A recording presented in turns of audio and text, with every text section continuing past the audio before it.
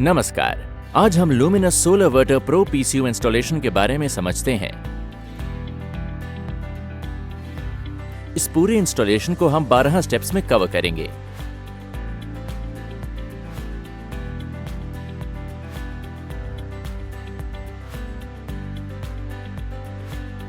Digital clamp meter, hydrometer, inclinometer, compass, measuring tape, combination plier, wire cutting cum stripper, T-handle socket, spanner set, MC4 connector tool, reversible screwdriver, line tester, insulation gloves, shoe cover, cable tie और insulation tape.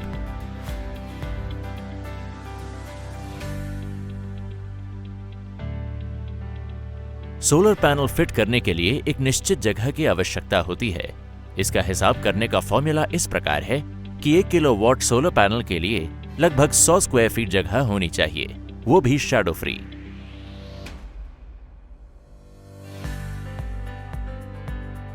Solar panel का selection उपलब्ध जगह और load के अनुसार ही तय होता है, क्योंकि सोलर पैनल कई वॉटेज में बनते हैं। लेकिन इस बात का ध्यान जरूर रखें कि सारे पैनल एक ही टाइप के होने चाहिए, चाहे वो मोनो PERC हाफ कट या पॉली हो, और सभी के लिए आउटपुट पावर सेम होनी चाहिए।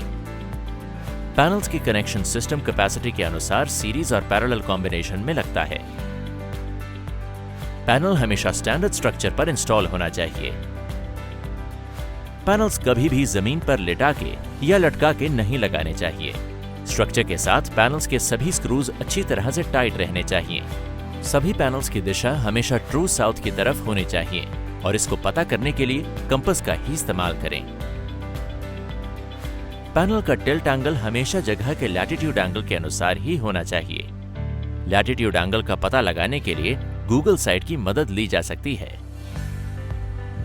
जैसे कि पैनल के टिल्ट एंगल को चेक करने के लिए हमेशा इंक्लिनोमीटर ही यूज करें। पैनल्स के ऊपर शैडो ना पड़े, इसके लिए 2 स्ट्रक्चर्स के बीच में सही दूरी रखना जरूरी है, और 2 पैनल के बीच में कम से कम 10 से 20 mm का गैप रखना चाहिए, ताकि हवा के प्रेशर से पैनल टूट ना जाए। इस बात का ध्यान रखें कि पैनल्स के सामने किसी प्रकार के पेड़, बिल्डिंग, पानी के टैंक इत्यादि न हो, जिससे कि पैनल के ऊपर छाया पड़ती हो। सोलरवर्टर प्रो पीसीयू की इंस्टॉलेशन में सही वायर गेज के अनुसार वायरिंग करना बहुत जरूरी है, वरना सिस्टम की परफॉर्मेंस डाउन हो जाएगी। सही वायर गेज को जानने के लिए यूजर मैनुअल को रेफर करें। सोलर इंस्टॉलेशन में AJB और ACDB का होना बहुत जरूरी है, क्योंकि पैनल्स के सारे केबल्स आकर यहीं पर जुड़ेंगे, ताकि इससे सिस्टम को स्पाइक या लीकेज से सुरक्षा मिल सके और कोई पावर लॉस ना हो। कभी भी हैंड जॉइंट ना करें, इससे बहुत पावर लॉस होता है, जिसके कारण हीट होती है और आग लगने की भी संभावना बढ़ जाती है। AJB और ACDB के सारे जंक्शन के स्क्रू अच्छी तरह से टाइट होने चाहिए। लूज कॉन्टैक्ट होने पर स्पार्किंग से आग लग सकती है। इंस्टॉलेशन में कम से कम 3 अलग अर्थिंग होना जरूरी है। DC अर्थिंग स्ट्रक्चर और AJB के लिए लगता है। AC अर्थिंग यूनिट के बॉडी और ACDB में लगता है। लाइटनिंग अरेस्टर अर्थिंग पैनल्स को लाइटनिंग से बचने के लिए लगाया जाता है। ये सारे अर्थिंग एक साथ कभी भी जोड़ने नहीं चाहिए, यानी कि ये सारे अर्थिंग एक दूसरे से बिल्कुल अलग रहेंगी। आपस में दूरी कम से कम 3 फीट होनी चाहिए। हर एक लाइटनिंग अरेस्टर का कवरेज एरिया चारों तरफ से 45 डिग्री एंगल पर सेट होना चाहिए, जो छतरी की तरह पैनल्स को सुरक्षा दे, ताकि आसमान से बिजली गिरने पर इसका बचाव हो सके। आइए अब हम बैटरी बैंक इंस्टॉलेशन के बारे में समझते हैं। बैटरी बैंक हमेशा यूनिट के नजदीक रहना चाहिए। बैटरी बैंक जहां पर इंस्टॉल होगा वो एरिया कूल, ड्राई और अच्छी वेंटिलेशन वाला होना चाहिए। सभी बैटरी सेम मेक, मॉडल और सेम कैपेसिटी के होने चाहिए। बैटरी का फाइनल केबल और इंटरकनेक्टर केबल हमेशा सेम गेज का होना चाहिए।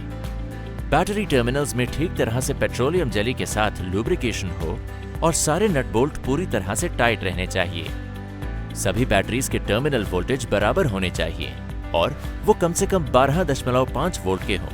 यदि ऐसा न हो तो पहले बैटरी को इक्वलाइज करके फिर इंस्टॉल करें। DM water float level indicator के अनुसार रहना चाहिए। SolarVerter Pro PCU में ग्रिड इनपुट सप्लाई देते समय कुछ विशेष बातों का ध्यान रखिएगा।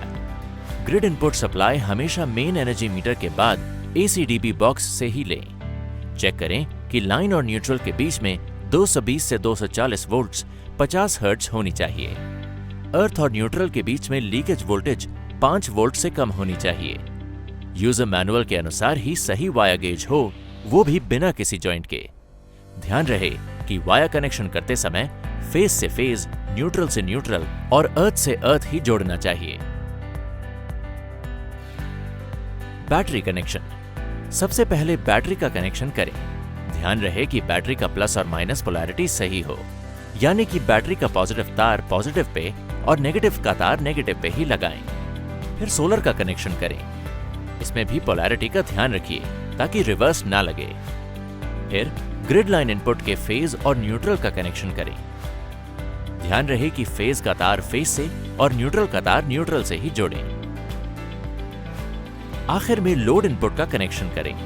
ध्यान रहे कि 2 kVA सिस्टम से ज्यादा कैपेसिटी के इन्वर्टर में 2 प्रकार के आउटपुट होते हैं, एक नॉर्मल आउटपुट और दूसरा TDR आउटपुट। घर के एयर कंडीशनर अथवा कोई भी हैवी लोड हमेशा TDR आउटपुट के साथ ही कनेक्ट करें। इन दोनों आउटपुट का न्यूट्रल कॉमन है, यानी कि इन दोनों के न्यूट्रल टर्मिनल ब्लॉक के आउटपुट न्यूट्रल से जुड़ेंगे।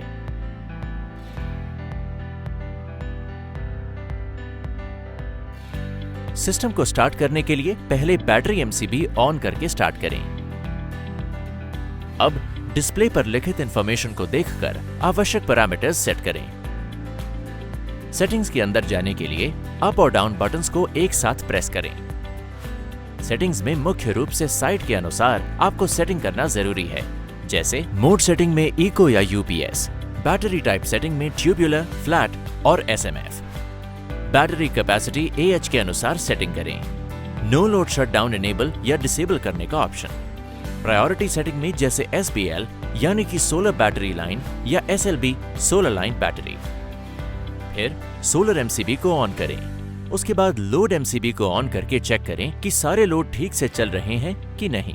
आखिर में ग्रिड MCB को ऑन करके डिस्प्ले पर इंडिकेशन को देखें। अब आपका SolarVerter Pro PCU ऑपरेशन के लिए बिल्कुल तैयार है। आशा है कि आपको हमारी ये प्रस्तुति अच्छी लगी होगी। धन्यवाद।